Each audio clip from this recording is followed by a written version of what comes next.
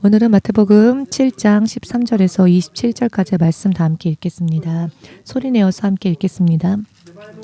좁은 문으로 들어가라. 멸망으로 인도하는 문은 크고 그 길이 넓어 그리로 들어가는 자가 많고 생명으로 인도하는 문은 좁고 길이 협착하여 찾는 이가 적음이니라. 거짓 선지자들을 삼가라. 양의 옷을 입고 너희에게 나아오나 속에는 누락질하는 일이라.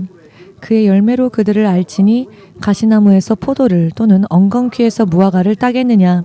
이와 같이 좋은 나무마다 아름다운 열매를 맺고 못된 나무가 나쁜 열매를 맺나니 좋은 나무가 나쁜 열매를 맺을 수 없고 못된 나무가 아름다운 열매를 맺을 수 없느니라.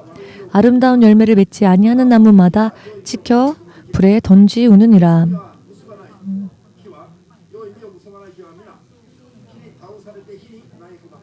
이러므로 그의 열매로 그들을 알리라. 나더러 주여 주여 하는 자마다 천국에 다 들어갈 것이 아니요 다만 하늘에 계신 내 아버지의 뜻대로 행하는 자라야 들어가리라. 그 날에 많은 사람이 나더러 이르되 주여 주여 우리가 주의 이름으로 선지자 노릇하며 주의 이름으로 귀신을 쫓아내며 주의 이름으로 많은 권능을 행치 아니하였나이까 하리니 그때 내가 저에게 밝히 말하되 내가 너희를 도무지 알지 못하니 불법을 행하는 자들아 내게서 떠나가라 하리라. 그러므로 누구든지 나의 이 말을 듣고 행하는 자는 그 집을 반석 위에 지은 지혜로운 사람 같으리니 비가 내리고 창수가 나고 바람이 불어 그 집에 부딪히되 무너지지 아니하나니 이는 주초를 반석 위에 놓은 연고요. 나의 이 말을 듣고 행치 아니하는 자는 그 집을 모래 위에 지은 어리석은 사람 같으리니 비가 내리고 창수가 나고 바람이 불어 그 집이 부딪힘에 무너져 그 무너짐이 심하니라. 아멘. 기도하겠습니다. 이 시간도 살아 역사하시는 주 하나님 되신 예수님, 주님의 입술에서 나온 진실한 말씀은 우리에게 생명을 약속하시는 말씀입니다. 그 말씀이 우리에게 어떠한 것을 명령하시건 주님의 말씀에는 생명이 있으며 영원히 사람이 필요로 하는 모든 것이 그 말씀 안에 있으며 행복이 그 말씀 안에 넘칩니다. 진리의 말씀을 낱낱이 깨달을 수 있게 하시옵고 정말 한순간뿐인 이 인생을 승리하며 살고 영원히 후회가 남지 않는 바른 믿음 생활에 나아갈 수 있도록 이 시간 또한 진리의 말씀을 통해 주의 자녀들의 믿음을 굳건히 하여 주시옵소서. 매일매일 주의 자녀들의 영이 성장하게 하시고 주님과 더불어 항상 함께 있을 수 있도록 같은 소망을 품고 함께 나아갈 수 있도록 육의 생각이나 이 땅에서의 정욕을 성령의 도우심으로 내려놓을 수 있도록 도와주시옵소서. 진실로 주님의 뜻에 합당한 믿음의 소유자가 될 수 있도록 이 시간에도 사랑하는 주의 자녀들을 주의 성령으로 마지막까지 인도하여 주시옵소서. 모든 것을 주의 성령께 맡기오며 예수 그리스도의 거룩하신 이름으로 기도하옵나이다. 아멘.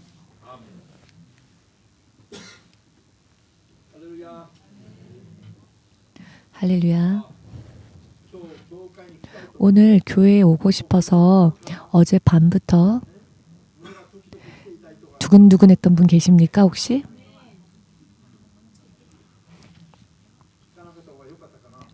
안 물어보는 편이 더 좋았었나요? 제가 주의 종으로 부름을 받고 신학교를 제가 가야 하니까 주의 종으로 부름받았으니 신학교에 입학해야겠다라고 생각하여서 먼저 하나님께 기도를 하고 모든 것을 결정하는 그런 믿음이 아직 그때는 없었습니다. 그래서 예수님을 한번 만나고 예수님이 너는 종이 되어라. 열심히 준비하여서 그 길을 걸어라. 라는 음성을 한 번 들었지만은 그 이상의 어떤 영적인 깊은 그런 교제나 경험이 없었기 때문에 신학을 가야 되겠다라고 생각해서 좋은 신학교를 들어가서 좋은 종이 되어보자라고 생각하여 사람들이 좋다고 하는 어느 한 신학교에 원서를 냈습니다. 그런데 그 원서가 접수도 되지 않은 채 되돌아왔습니다. 그리고 되돌아온 시점에서는 이미 원서 접수가 끝난 시기여서 다시 원서를 낼 수도 없는 상황이 되었습니다. 원서가 돌아온 이유는 수업료가 있지 않습니까? 수험을 하기 위해서는 수업료, 원서료를 내야 하는데 수업료를 내지 못했던 겁니다. 그 설명을 보면은 2만 몇천엔의 그 수업료를 내지 않으면 원서를 신청해도 접수되지 않습니다라고 하는 주의사항이 그 안내서가 그 설명이 있었는데요. 제가 그것을 놓치고 말았습니다. 저는 지금까지 계속 공부의 길을 걸었고 계속 시험을 보았던 사람이기 때문에 원서를 낼 때 수업료를 내지 않는 그런 부분을 체크하지 않을 리가 없는 저입니다. 그런데 25,000엔이라는 그 원서비 서류를 접수할 때 내는 그 수업료를 제가 잊어버리고 만 것입니다. 놓쳐버리고 그 원서는 잘 제출을 하였는데 수업료를 내지 않음으로 인해 이 원서가 되돌아왔습니다. 저는 그날 정말 실망을 했습니다. 나는 모든 것을 다 포기하기로 마음을 먹고 내 조국도 버리고 하나님을 따라가기로 결심하여서 신학교에 입학하려고 한 것인데 하나님은 왜 나를 신학교의 길을 열어주지 않으실까? 반은 슬픔과 반은 분함, 그런 기분이 얽혀서 눈물이 나왔습니다. 눈물로서 주님께 기도를 했습니다. 그랬더니 그 기도를 드린 날 저녁 밤에 하나님께서 한 가지 꿈을 꾸게 하셨는데 그 원서가 왜 되돌아왔는지에 대해서, 그리고 하나님은 그것을 허락하셨다라는 것에 대한 내용이었습니다. 그 꿈은 제가 꿈을 꾸었는데 그 꿈에서 저는 어떤 길을 걷고 있었습니다. 그런데 그 길은 두 갈래로 갈라지는 영문자로 Y자로 생겨진 길이었습니다. 오른쪽으로 갈 것인가 왼쪽으로 갈 것인가 선택하지 않으면 안 되는 상황이었습니다. 한쪽은 산사태가 일어나고 난 뒤의 길, 아직 제대로 수리되어지지 못한 산사태가 흘러내린 길이라고 할 수 없는, 포장되어지지 않는 길이었습니다. 포장되어지지 않고 산사태로 인해 그 흙덩어리가 다 휩쓸려 내려와서 길이 있었음에도 불구하고 마치 계곡처럼 산사태가 일어나고 난 뒤이기 때문에 아직 회복되지 않은 상황이어서 길이라고 할 수도 없는 길이었습니다. 만일 그 길로 나아가려고 하면은 엉금엉금 기어가지 않으면 안 될 정도의 상황이었습니다. 그렇지 않고서는 걸어갈 수가 없는, 길이라고 할 수도 없는, 걸어가기 힘든 길이었습니다. 그런데 오른편을 보았더니 아스팔트로 잘 포장되어 있는 길이 있었고 그 길 도로 사이에는 건물들이 쭉 서 있었습니다. 온전한 마을이었고 평탄한 길이었습니다. 걷기 쉬운 길이었습니다. 한번 보았더니 누구라도 그 오른쪽 길을 택하는 것은 당연한 상황이었습니다. 왜냐하면 그것은 길이었기 때문입니다. 왼쪽은 산사태가 일어나서 걸을 수가 없는 길이었으니 육의 생각으로는 누가 산사태가 일어난 길도 없어진 그런 곳을 가고자 하겠습니까? 택할 이유가 없죠. 그런 길이었습니다. 당연히 저 또한 그 오른쪽에 잘 포장되어진 길을 선택하여 걸어갔습니다.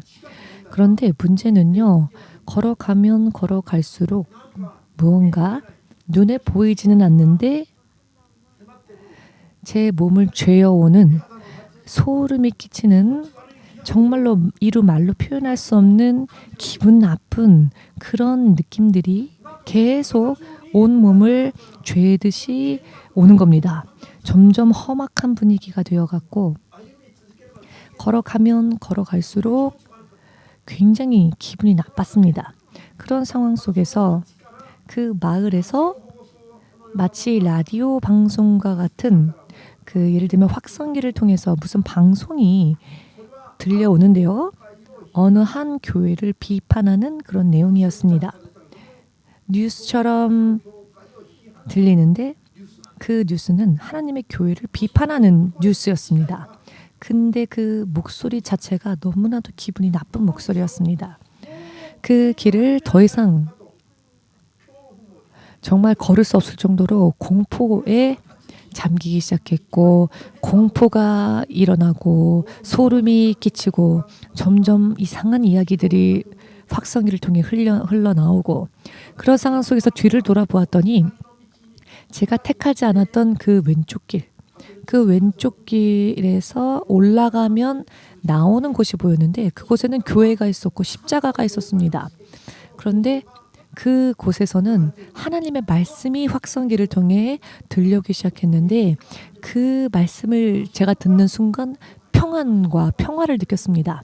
아, 저것이야말로 내가 가야만 할 곳이었구나 라고 생각하여서 저는 제가 걸었던 길을 다시 되돌아가서 다시 그 갈림길로 돌아와서는 이번에는 상태는 똑같습니다. 도저히 걸을 수 없는 산사태가 일어나고 난 뒤에 길이라고 할 수 없는 그 길을 이렇게 엉금엉금 걸었다기보다는 기어서 그 길을 올라가기 시작했습니다. 겨우 정상까지 올라갔을 때 이렇게 커다란 황소가 한 마리 너무나 늠름하게 맹렬한 스피드로 그 산사태가 일어나고 난 뒤에 그 험난한 길이라고 할 수 없는 그 길을 위에서 정말로 왕성한 힘으로 굉장히 건장하고 다부진 황소가 내려오는 것입니다. 그 광경을 보면서 제가 그 위에 교회가 있는 곳까지 도착했는데요. 그 교회를 갔더니 어떤 분이 저를 정중하게 맞아 주었습니다. 어서 오십시오 라고, 그리고 들어오십시오. 이제 당신을 안내하겠습니다 라고 하는 것입니다. 바로 그 시점에서 저는 눈이 띄었습니다. 그런데 이것이 성령께서 꿈을 통하여 제게 주신 말씀, 사랑하는 주의 자녀들이 멸망의 길을, 죽음의 강을 건너는 일이 없도록 하나님께서 꿈을 통해 혹은 환상을 통해 하나님이신 그분께서 당신의 자녀들에게 계시를 주시는 그런 계시적인 꿈이었음을 알았습니다.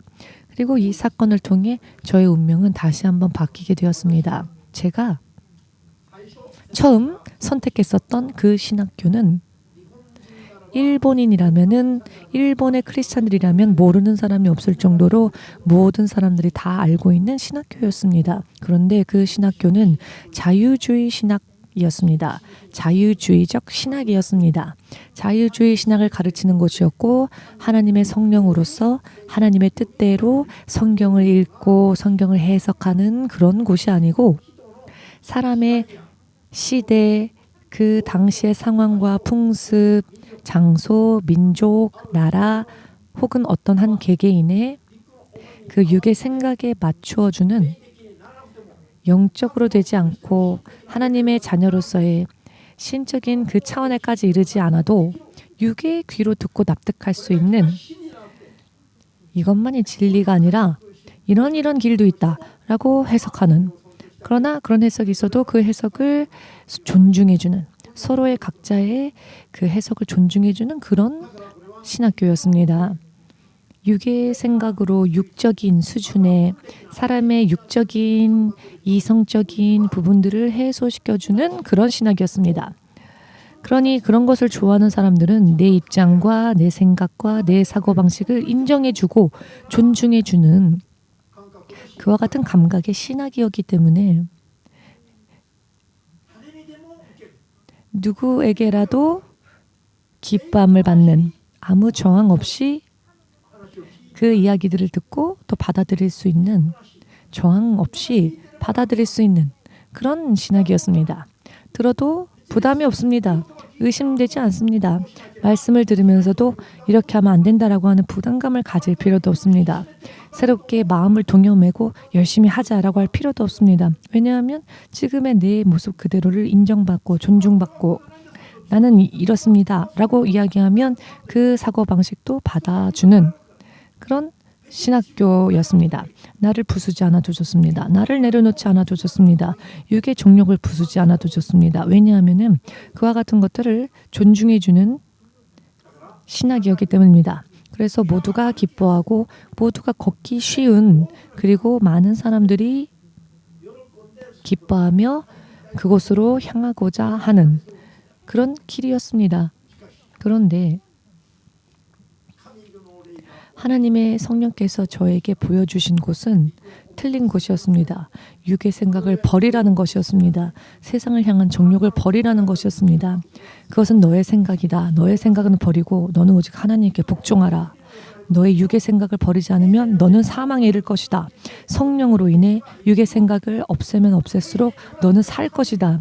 성령으로 인하지 않고서는 아버지 하나님을 진실로 아바 아버지라 부를 수 없으며 친밀하게 교제할 수도 없다. 그와 같은 관계가 되기 어렵다.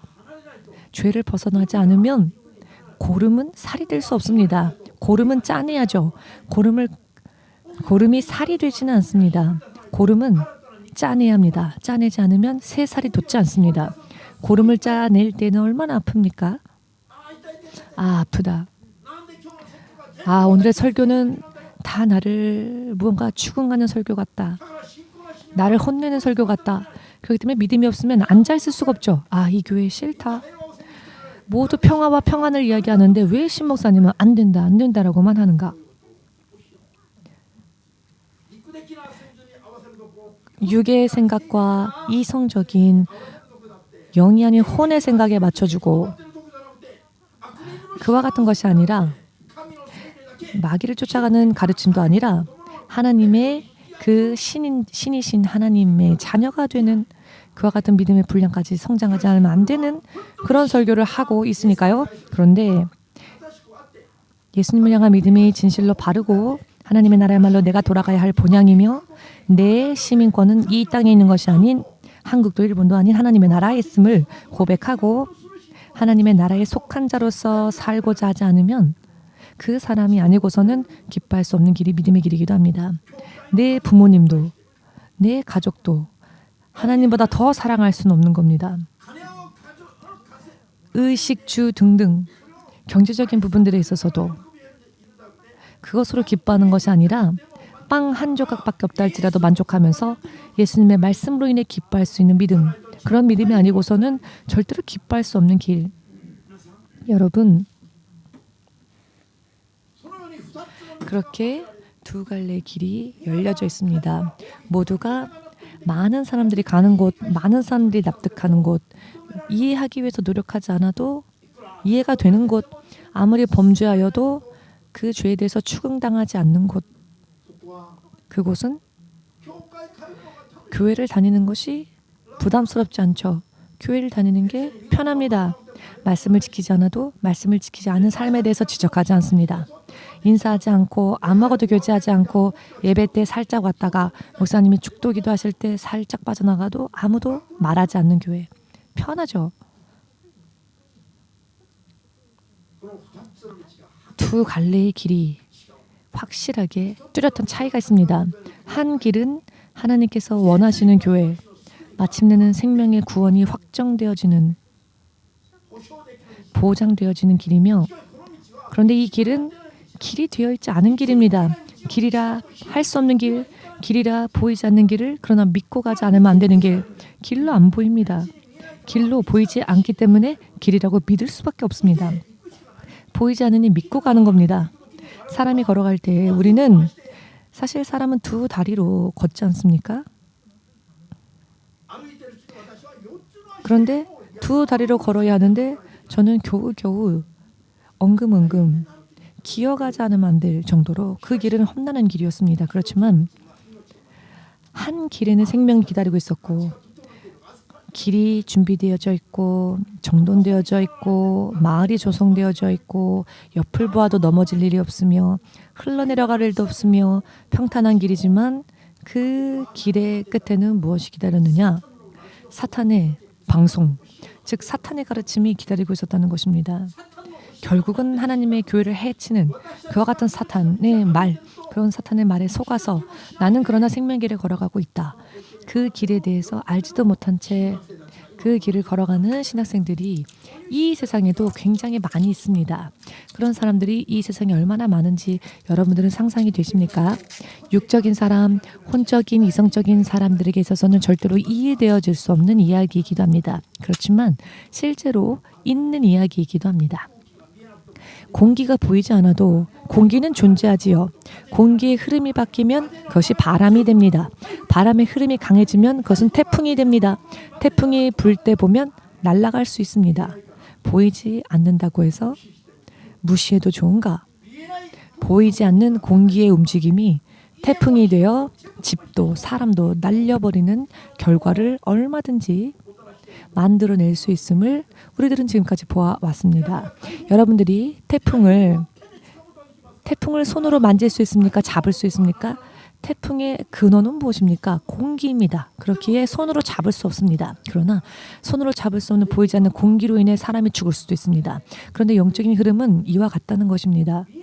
눈에 보이지 않는 길을 찾아서 눈에 보이는 것 이상으로 믿고 실제로 걸어가지 않으면 안 되는 길인 것입니다. 여러분 생각을 해보십시오. 어떤 사람이 지금 이렇게 이동을 하고 있다고 생각을 해보십시오. 이동을 하고 있습니다. 걸었다고 할 수도 없죠. 자전거를 타고 있지도 않습니다. 그런데 보이지 않는 자전거를 타고 있는 겁니다. 이상하지 않습니까? 그러나 본인은 자전거를 타고 있지만 다른 사람들 눈에는 그 사람이 탄 자전거가 보이지 않습니다. 이해가 안 되는 일이겠죠? 이것은 영적인 신앙생활인 것입니다. 우리는 성령을 의지하여 살죠. 성령을 의지하여 산다고 하는 것은 눈에 보이지 않는 자전거, 눈에 보이지 않는 자동차를 타고 이동하는 것과 같습니다. 본인은 이동하고 있습니다. 사람들이 볼 때는 그 사람이 움직이고 있습니다. 이동하고 있습니다. 공중에 떠서 이동하고 있습니다. 그러나 자전거도 안 보이고 자동차도 안 보이는데 사람이 움직이고 있는 겁니다. 이것은 성령으로 사는 사람들의 인생입니다. 이것을 어찌 사람이 육의 상식으로 이해할 수 있겠습니까? 육의 생각으로 어찌 이해할 수 있습니까? 우리가 육으로 이해하기 위해서는 자전거를 사서 보이는 자전거를 타고 가지 않으면 이해할 수 없죠. 이성적인 사람, 육적인 사람은 그 사람들 이해하기 위해서는 자전거를 사든 자동차를 사건 보이는 것을 타고 가야죠. 그러나 영으로 사는 사람들은 보이지 않는 것을 타고 간다는 겁니다. 우리가 육의 세상에서는 1 더하기 1은 2죠. 그러나 1 더하기 1은 2가 아닐 수 있습니다. 통용되지 않을 수도 있다는 겁니다. 우리는 움직이고 있는 겁니다. 가고 싶은 곳을 가고 있는 겁니다. 세상 사람들은 이해할 수 없죠. 그러나 성령의 역사, 성령의 도우심으로 사는 사람은 그렇다는 겁니다. 요한복음 3장을 통해 예수님은 설명하셨죠. 영으로 거듭나지 않은 사람은 바람이 어디로 와서 어디로 흘러가는지 바람의 길을 보지 않는 자와 똑같다. 성령으로 사는 사람의 인생은 마치 그와 같은 인생이라고 하였습니다. 그렇기 때문에 설명으로 이해할 수 있는 이야기가 아니죠. 그런 세계가 아닙니다. 오직 마음을 열고 무엇이든지 하나님으로부터의 말씀이라면 받겠습니다. 삼키겠습니다. 이와 같은 마음의 자세, 이와 같은 믿음의 자세를 가지지 않은 사람에게는 결코 말이 안 되는 이야기이지요. 그러나 우리는 이와 같은 믿음을 통해 하늘에서 부어지는 능력으로 인해 사는데요. 차원이 틀린, 레벨이 틀린 삶을 살고 있는데 이 길은 모두에게 보이는 길이 아니라는 것입니다. 모두가 구하는 길이 아니라는 것입니다. 왜냐하면은 사람은 상식대로 사람들이 상식대로 사는 그 삶 가운데서는 찾아낼 수 없는 것이며 설령 찾아냈다 할지라도 그것을 계속 소망하며 가기는 무리한 이야기인 것입니다.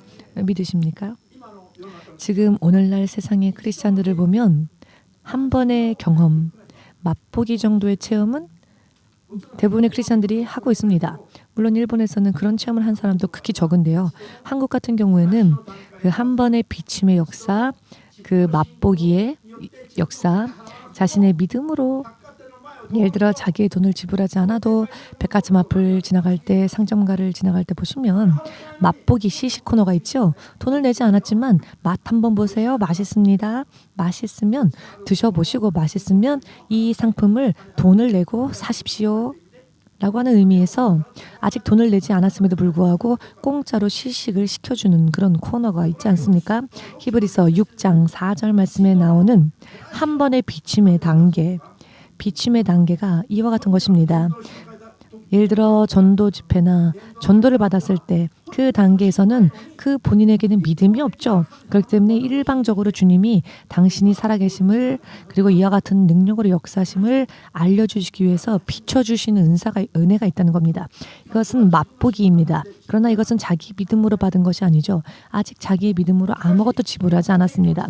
그러나 이런 경험을 하면서도 많은 사람들이 또다시 육의 생각대로 삽니다. 육의 생각대로 삽니다. 한번 체험하고 맛보았지만 한때의 맛보기, 한때의 체험만으로 그냥 만족한 채 나도 옛날에는 그랬어 라고 말하면서 말입니다.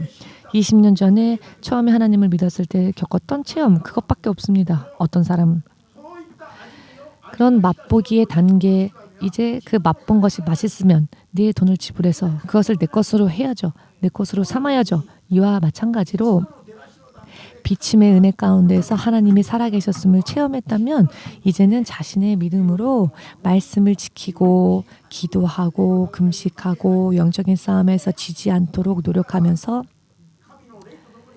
하나님의 영과 더불어 사는 삶으로 육에서의 삶에서 하나님의 성령과 동행하는 삶으로 바꿔야 하는데 그것은 하기 싫죠. 세상 사람들과 마찬가지로 똑같은 삶을 영위하면서 다만 하나님의 은혜만을 바라봅니다. 하나님은 사랑이시니까 하나님은 은혜가 깊으시니까 이 길도 하나님이 은혜로 열어주셨으니까 나는 아무것도 하지 않아도 하나님의 은혜만을 구걸하는 내 믿음으로 무언가를 하려 하지 않는 그런 사람들이 많지요. 그런 길이 그래도 좋다라고 하면 그 길이 얼마나 편하겠습니까? 아무것도 하지 않아도 좋으니까. 최근에는 주일 예배를 드리라고 하면 이상한 목사 취급을 받는다고 합니다. 오늘날에는 그 목사님은 너무 융통성이 없는 목사님이라 혹은 낡은 시대의 사람들이다. 2000년 전 사람이다. 라는 취급을 받는답니다. 주일 성수 잘 지키십시오 라고 설교하면 2000년 전에 온 옛날 구시대적 목사다. 머리가 딱딱한 융통성이 없는 목사다. 현대의 모던적인 흐름에 전혀 뒤처져 버린 목사다. 라는 취급을 받는답니다. 만일 그것이 허용되어지는 일이라면 저는 하나님 말씀을 신뢰할 수 없었을 겁니다. 하나님의 말씀은 때와 장소에 인해 변화되는 것이 아닙니다. 유행을 따라가는 것도 아닙니다. 만일 하나님의 말씀이 유행을 따라가는 말씀이었다면 어떻게 그 말씀을 신뢰할 수 있습니까? 때와 장소와 문화와 시대에 따라 바뀌어지는 말씀이라면 상황과 형편에 따라 이 성경의 말씀이 바뀌어지고 인용되어지고 하는 것이라면 어떻게 이 말씀을 신뢰할 수 있습니까? 상황이 좋을 때만 아멘하고 안 좋을 땐 노멘하고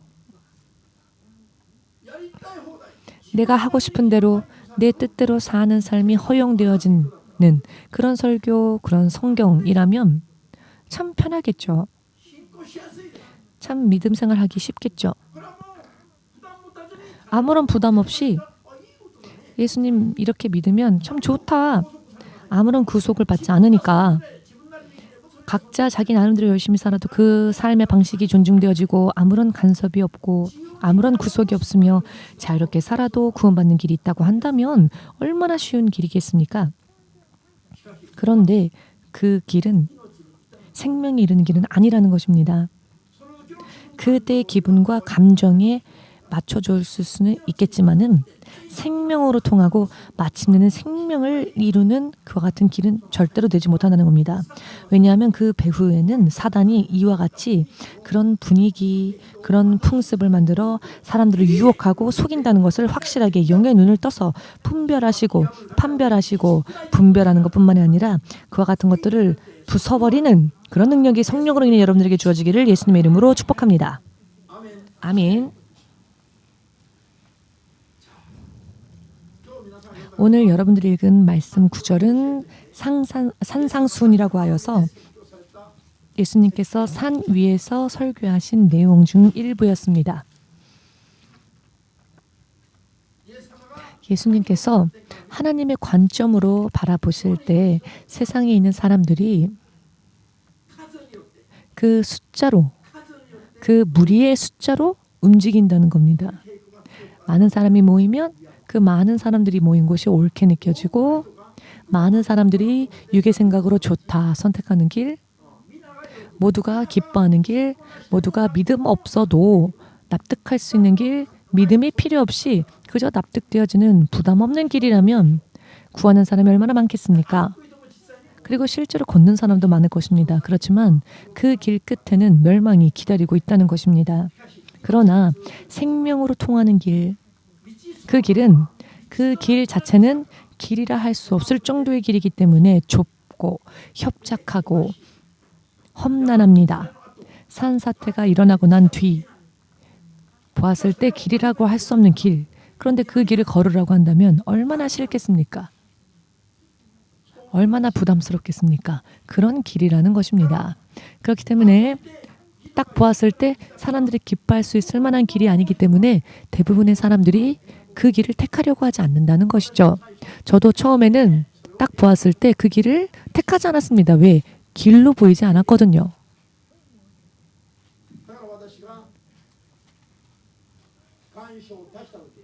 그렇기 때문에 원서를 내었을 때 처음에는 일본 사람이라면 누구라도 알고 있는 유명한, 그리고 이 신학을 나왔다고 하면은, 이 신학교를 나왔다라고 한다면 모두가 인정해 줄 수 있는 그런 신학교. 그렇기 때문에 하나님의 뜻을 묻지도 않고 내 생각대로 보고 판단하여서 이 신학교를 졸업하면 되겠구나 라고 생각했습니다. 일본 선교를 위해서는 일본 사람들이 모두 알고 있는 이 신학교를 졸업한다면 선교하기 쉽겠다. 하나님께서 무엇을 나에게 원하시는지 생각하지 않고 제 스스로 판단했던 겁니다. 그런데 그것은 하나님 앞에 적대하는, 하나님과는 원수되는 길을 가는, 사단이 거짓, 빛을 거짓으로 가장하여 하나님의 천사처럼 가장하여 오는 길이라는 것입니다. 만일 제가 그곳에 가서 그대로 성령의 인도하심 없이 성령님께서 어떠한 분이신지도 제대로 알지 못한 상태에서 오직 이성적으로 신학의 학문만을 배워서 그 자유주의 신학교에서 공부하고 졸업하여서 교회를 개척하고 그 다음에 만일 여러분들과 만났다고 상상해 보십시오. 그렇게 한번 가정해 보십시오. 그렇다면 여러분들은 오늘날 어떤 시몬서 목사님을 보았을까요? 먼저 전혀 기도하지 않는 목사였을 겁니다. 연구에 몰두하여 연구만을 하는, 그리고 이성적으로 여러분들을 납득시키려고 하는, 설교를 잘하는 목사, 아름다운 말을 나열하며 학문적으로 근거를 제시하며 이런 사람이 이런 말을 했습니다. 이런 사람이 이런 주장을 했습니다. 라고 응용하면서 이런 유명한 신학자가 이런 말을 했습니다. 라고 하면서 이 신학자는 세계적으로도 권위가 있는 신학자인데 이 신학자는 이런 말을 했습니다. 라고 여러분들에게 설교했겠죠. 저는 연구하고 그 문장들을 공부하고 또 공부한 부분에 대해서 문제점을 짜내어서 결론을 내어가고 이런 논문을 쓰는 것과 같은 그런 의미에서의 설교나 목회를 했었을 겁니다. 저는 문장을 읽으면요, 먼저 잘못된 부분들이 먼저 눈에 들어오는 사람이었습니다. 예전에 제가 공부를 했던 것은, 저의 전공은 일본 문법의 흐름과 그 법칙이었습니다.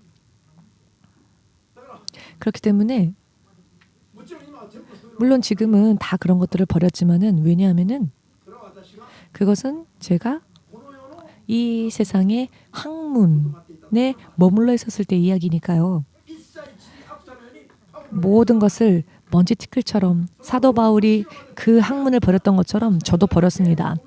이 논문을 위해서 모아두었던 모든 방대한 양의 연구 자료도 다 버렸습니다. 왜냐하면 어느 날 음성이 들려오기를 그 연구 자료들을 하나님이 보여주시면서 내가 가증히 여기는 것이다 라고 하셨기 때문입니다. 저는 이 일본 땅에서 대학원 박사과정 5년 차가 되었을 때 제가 논문을 쓰기 위해서 모아놓은 모든 연구 자료를 하나님은 바라보시며 이것은 내가 가증히 여기는 것인데 너는 왜 이것을 너의 서재에 모아두고 있느냐라고 하셨습니다. 그날 아침에 저는 그 자료들을 다 쓰레기로 버렸습니다.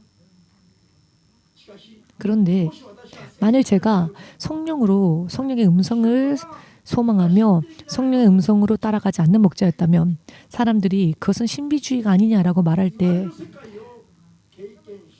그러나 성령의 음성을 체험하고 성령께서 다스리시고 지금 우리와 임마누엘 하시는 성령님의 인도하심에 대해서 모르는 목사였다면 제가 그 자료들을 버리는 일 없었을 겁니다. 그 자료들은 내 과거의 연구 자료였으니까 누군가에게 그것을 자랑했겠죠. 그래서 그대로 다 보존해 두었을 것입니다. 그런데 주님께서 말씀하시길 나의 이성적인 그런 감각, 그와 같은 것은 사단이 기뻐하는 것이라 하셨고 하나님은 가증히 여기시는 것이라 하셨습니다. 하나님이 가증히 여기시는 것을 세상 사람들은 괜찮겠지 하면서 얼마나 세상 것들을 끌어모으고 버리지 않는지 그런 생각도 하지 않고 살죠. 내가 지금 붙잡고 있는 게 하나님께서 기뻐하시는 것인지 하나님께서 가증히 여기시는 것인지 생각하지 않죠. 걷기 어려운 길, 좁고 협착한 길, 그 길은 주의 성령으로 걸을 수 있도록 영의 감각으로 되지 않으면 걸을 수 없는 길입니다. 그러나 그 길의 끝에는 영원한 생명이 기다리고 있습니다. 다만 이 길을 걸으려고 하면은요, 육의 감각에 육신의 기분, 육신의 감정으로 좌우되어지기 쉬운 사람, 혹은 이성적인 사람, 공부를 좋아하고 연구하기를 좋아하여 성경의 말씀조차도 근거가 없으면 이야기하려 하지 않는, 믿음으로 바라보지 않고 근거를 말하는 그런 사람들이 볼 때에는 신 목사님 하는 이야기가 이상하게 들리겠지요. 신비주의적으로 들릴 겁니다. 그러나 저들도 입술로는 눈에 보이지 않는 하나님을 하나님이라고 부르고 있습니다. 그러나 실제로의 삶을 보면 삶 가운데서는 경건을 부인하는 자들입니다. 왜냐하면은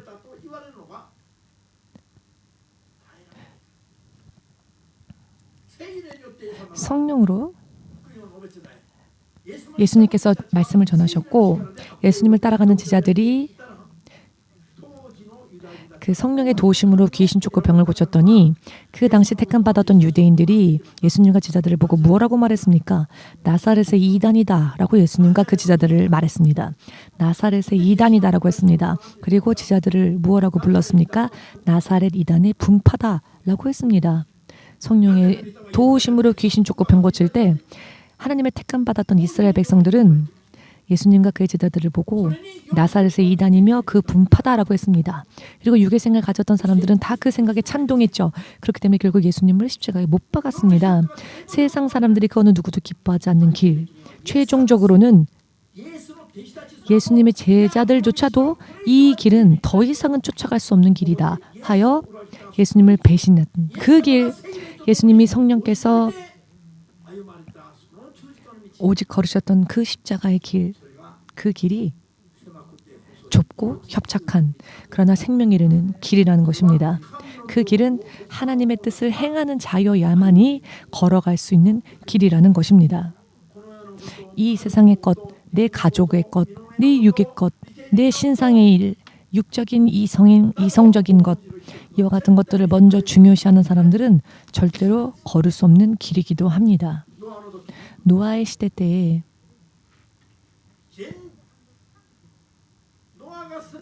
노아가 살고 있었던 나라뿐만이 아니라 온 인류 가운데에서 노아와 그의 8가족만이 구원을 받았습니다. 오직 그들만이 하나님의 말씀의 명령 따라 방주를 만들었고 90년 이상의 시간들을 믿음으로 살았습니다. 그 당시 노아는 하나님부터 들은 말씀을 세상 사람들에게도 전했습니다. 그러나 노아의 말을 들은 세상 사람들은 어떻게 반응했습니까?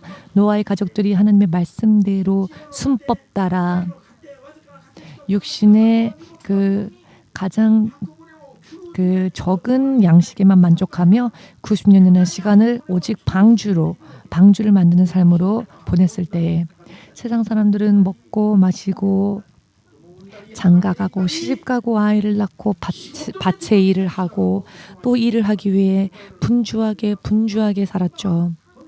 너희들처럼 그런 말도 안 되는 일을 할 여유 없다 라고 했습니다.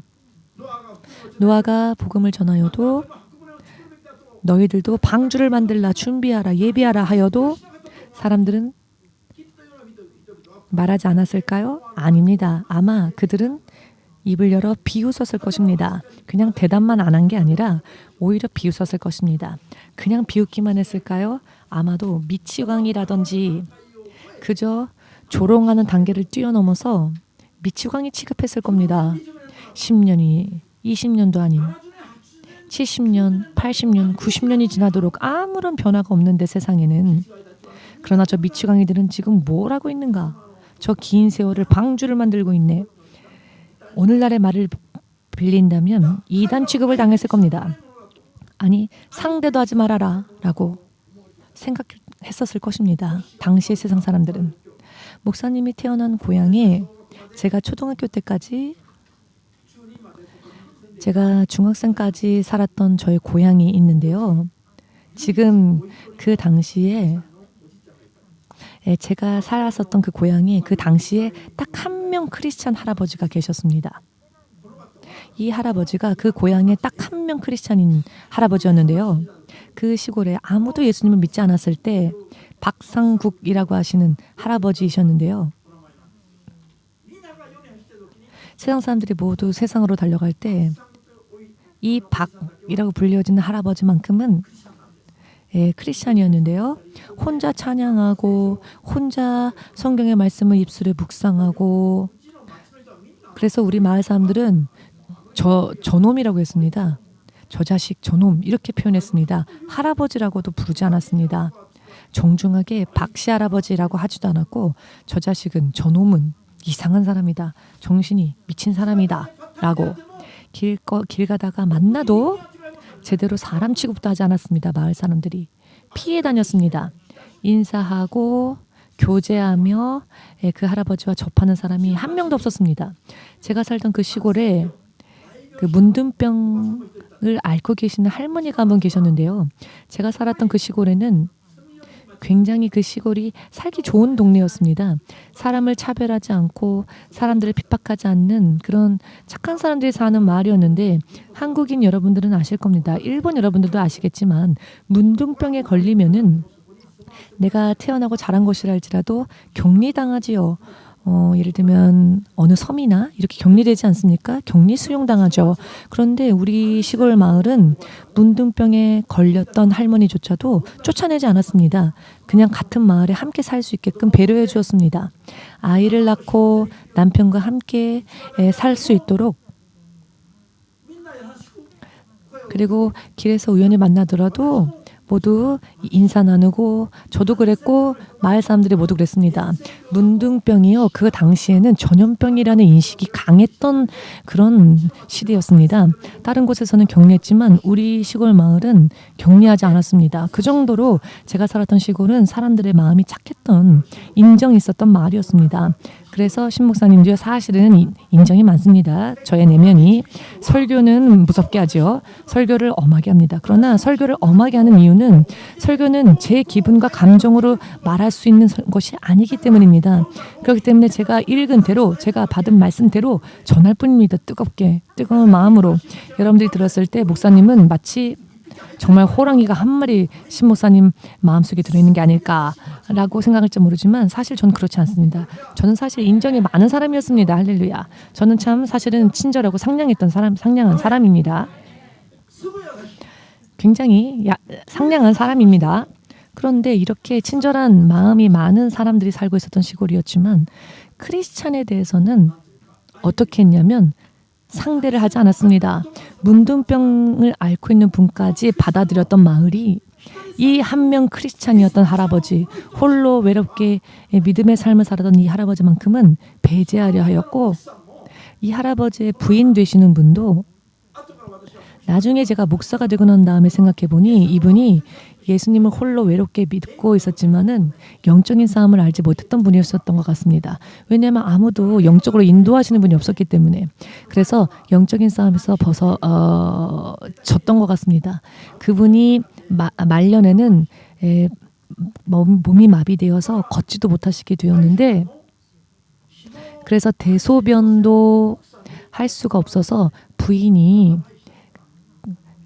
남편을 돌보지 않으면 안 되는 상황이었는데요. 그 부인 대신 할머니가 스스로는 움직이지 못하는 할아버지가 있는 그 방에 그 부인인 할머니가 이 할아버지가 대소변을 보시면 물을 뜨겁게 끓여서는 그 위에 부어버렸습니다. 몸에. 아니, 물을 뜨겁게 끓여서 몸에 부어버리면 도망갈 수도 없는 몸이 아닙니까? 마비가 되어 있는데. 그러니 부인이 뜨거운 물을 그 몸에 부을 때마다 얼마나 도망갈 수도 없는 이 할아버지가 얼마나 뜨거웠었을까요? 나중에 생각해 볼 때 참 비참한 부인에게조차도 이렇게 핍박에 당하다가 소천을 하셨습니다. 이분이. 그런데 부인조차도 이 할아버지가 크리스찬이라는 이유로 사람 취급을 하지 않았습니다. 그런데 그 길을 홀로 외롭게 걸었던 겁니다. 마을 안에서도 집에서조차 인정받지 못했지만, 저는 이 할아버지의 표정을 지금도 생생하게 기억하고 있는데요. 이 할아버지를 바라볼 때 악이 없는 분이었습니다. 얼굴을 보면 악이 없는 분. 정말로 선하고 정말로 천진난만한 아이와 같이, 그리고 이 세상 사람이 아닌 것 같은 선한 얼굴을 하고 계신 분이셨습니다. 진정한 의미에서의 하나님의 사람이라고 저는 믿고 있습니다. 그런데 우리 마을 사람들조차 그분을 받아들이지 않았고, 그분의 부인조차 그분을 받아들이지 않았습니다. 홀로 믿음을 지키고 사는 길이 얼마나 외로웠을까요? 부인에게조차. 욥이 자기 부인에게 어떠한 말을 들었습니까? 차라리 하나님을 저주하고 죽어라 라는 말을 욥의 부인이 욥에게 퍼부었습니다. 욥은 자기의 부인에게 이런 조롱의 말을 들었습니다. 차라리 죽으라고. 그런데 우리 마을에 살고 계셨던 단 한 명이었던 이 할아버지도 그 부인으로부터 핍박을 받았습니다. 얼마나 마을 사람들이 저놈은, 저 사람, 저 자식은 미치광이다, 사람이 아니다 라고까지 했었습니다. 그런데 박 할아버지 이외에는 어느 누구도 택하고 싶지도 않았던 길이었습니다. 그런데 우리 마을에서는 이 박 할아버지만이 그 당시에 천국에 갔습니다. 유일하게.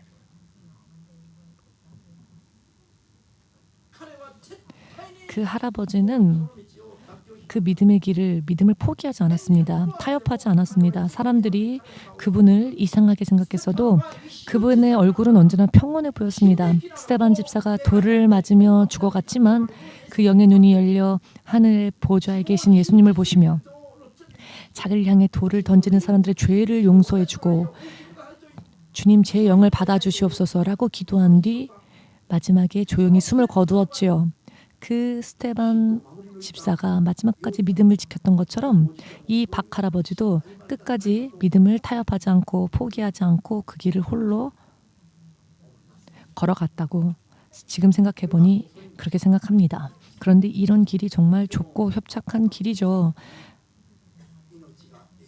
그렇지만 박 할아버지에게만 유일한 생명이 있는 그 길을 걸었습니다.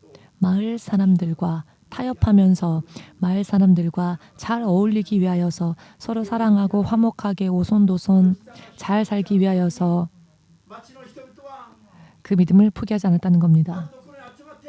마을 사람들이 모여서 막걸리 마시고 소주 마시고 피리 불고 북을 치면서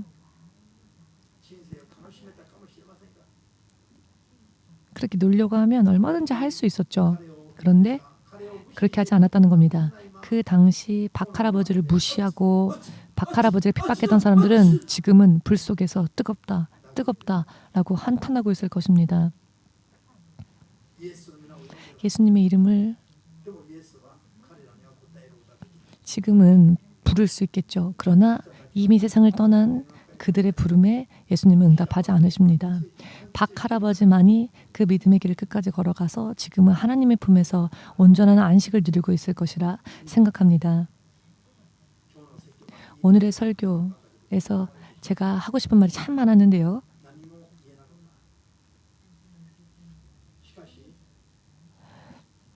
여러분, 제가 오늘 여러분들에게 드리고자 하는 말씀은 여러분들이 영으로 깨길 바란다는 것입니다. 제가 살던 시골 마을에서 그 어느 누구도 걸으려 하지 않았던 그 길, 찾아내지 못했던 그 길을 박 할아버지는 찾아냈습니다. 온 세상이 하나님께 등 돌리고 살아갈 때 노아만은 하나님의 음성을 들었습니다. 노아만은 하나님의 말씀을 순종했습니다. 이렇게 좁은 길입니다. 이렇게 외로운 길입니다. 인정받지 못하는 길입니다. 사람들이 시집가고 장가갈 때 사람들이 아름답게 결혼식을 올리며 행복한 노래를 부를 때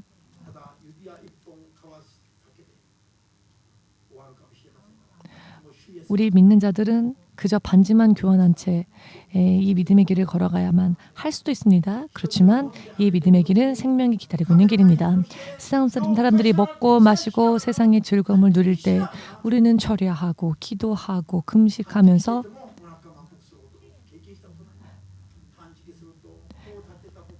금식을 하면은요, 목사님도요 어느샌가 힘이 없습니다. 금식하지 않으면 당당하게 걷다가도 금식하면 3일째가 되면요 목사님도 힘이 쫙 빠집니다. 일단 말수가 적어들죠. 자연히. 언제가 되면 이런 길이 끝날까요? 나이가 들었으니 끝날까요? 아닙니다. 하나님 나라에 가면 새로운 포도주가 우리를 기다리니까 그 날까지는 이 육의 상황을 참는 겁니다. 금식을 좋아하는 사람이 어디 있겠습니까? 금식을 하면 무언가 힘이 생기니까 하는 게 아니죠. 금식을 하면 육신은 어렵습니다. 힘듭니다. 그러나 내 영이 깨어납니다. 주의 성령이 어디를 향해 가시는지, 주의 성령이 지금 내게 어떤 말씀을 하시는지, 내가 어찌하면 주님께서 나를 기뻐하실 것인지가 확실하게 보이기 때문에 하는 겁니다. 금식을 하면, 금식하지 않으면요 생각하는 시간이 많아집니다. 근데요 금식을 하면 생각할 시간이 많지 않습니다. 기도만 하면 하나님이 보여주십니다. 여러분, 육을 부수는 일, 육을 내려놓는 일, 내 십자가를 지는 일, 내 사고방식과 내 삶을 내려놓을 때에 고름을 짜내는 듯이 아픕니다. 생각해 보십시오. 여러분, 여기에 고름이 고였습니다. 예를 들면 얼굴에 고름이 생겼다 합시다. 그걸 짜낼 때 얼마나 아픕니까? 마치 칼로 예리한 걸로 도려내는 듯이 아프죠. 경험해 본 적 없으신 분? 그러면은 말이 안 통할 것 같습니다. 인생은요, 쓴 맛도 맛을 봐야 말을 할 수가 있습니다. 인생에 대해서 거론할 수가 있습니다. 쓴 맛도 봐봐야.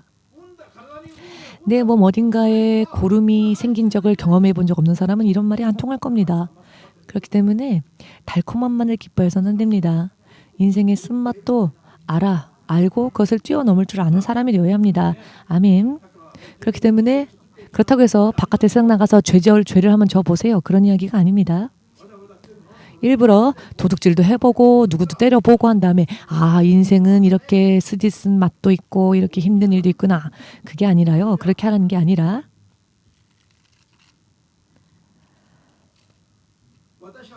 제가 오늘 여러분들에게 말씀드리고자 한 것은 사실 말씀드리고자 한 것을 드리지 못하고 제가 생각하지 못했던 말씀을 여러분들에게 오늘 드렸는데 여러분 무엇이 험난한 길인지 무엇이 좁은 길인지 내 육의 생각과 기분과 내 이성대로 생각하며 좋아 보이는 길이 우리에게 있어서 좋은 길이 아니라는 겁니다. 나를 내려놓고 나를 비우고 나를 비워서 나는 이렇게 하고 싶고 저렇게 하고 싶어요. 나는 여기에 가고 싶고 저렇게 하고 싶어요. 라고 하는 내 소망을 비우고 오직 하나님께서 나를 어떻게 생각하시며 나에게 어떤 계획을 세우셨고 내가 어찌하면 하나님과 함께 동행할 수 있을 것인가.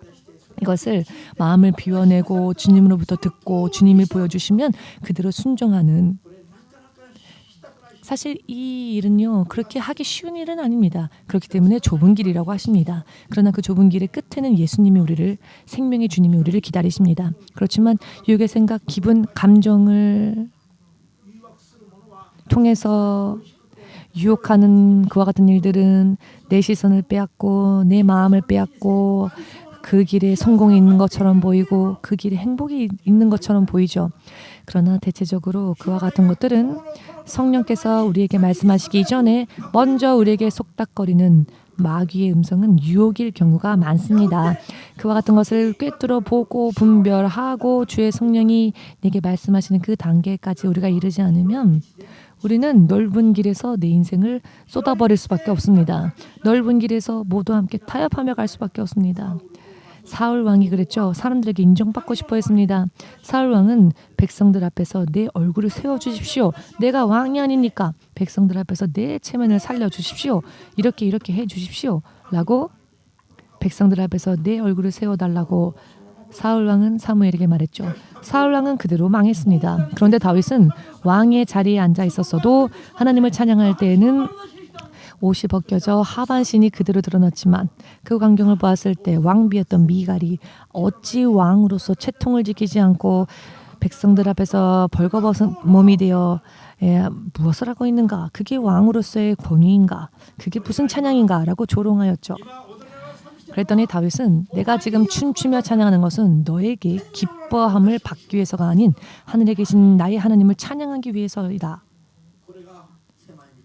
여러분, 이 길이 좁은 길입니다. 사람들에게 인정받지 못하는 길, 사람들의 마음에 들지 못하는 길. 다윗은 하나님께서 내 마음에 합당하다라고 하신 유일한 사람입니다. 유일하게 기록되어진 사람이지요. 그는 밤낮 없이 주의 말씀을 묵상하였고 그는 이렇게 말을 합니다. 왕궁에서의 첫날보다 천국에서의 파수꾼으로서의 하루가 더 낫다라고 했었죠. 그런 믿음이 다윗에게는 있었습니다. 다윗 왕은 그런 믿음이 있었다는 것입니다. 아멘 되십니까? 사울이 먼저 왕이 되었죠. 그러나 먼저 된 자가 나중이었던 다윗에게 그 왕의 자리를 넘겨줄 수밖에 없었습니다. 그는 하나님의 앞에 버림을 받게 되었고 하늘로 가야 할 영혼이 음부로 내려가고 말았다고 성경은 기록하고 있습니다. 왕의 자리에 군림하고 모든 사람들이 부러워하는 길, 그 길에는 생명이 없었다는 것입니다. 거기에 생명이 있었다는 게 아니라는 겁니다. 사람들 앞에서 왕이 임에도 불구하고 벌거벗은 몸이 되어 찬양함으로 인해 조롱을 당하였지만 사람의 눈을 의식하지 아니하고 오직 하나님만을 의식하며 찬양했던 다윗만이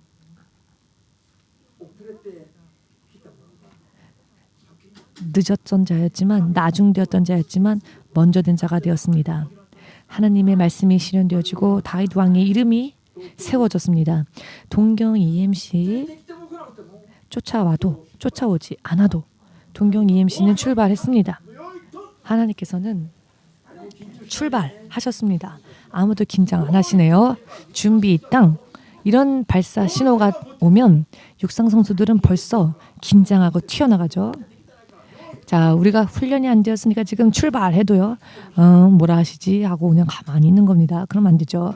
훈련되어지지 않은 선수들은 그렇습니다만 우리는 그렇게 되어서 안 됩니다. 좁은 길과 넓은 길이 있습니다. 여러분, 기도에 기도를 더하여 내 육의 마음을 비우고 내 육의 생각을 비우고 기도하십시오.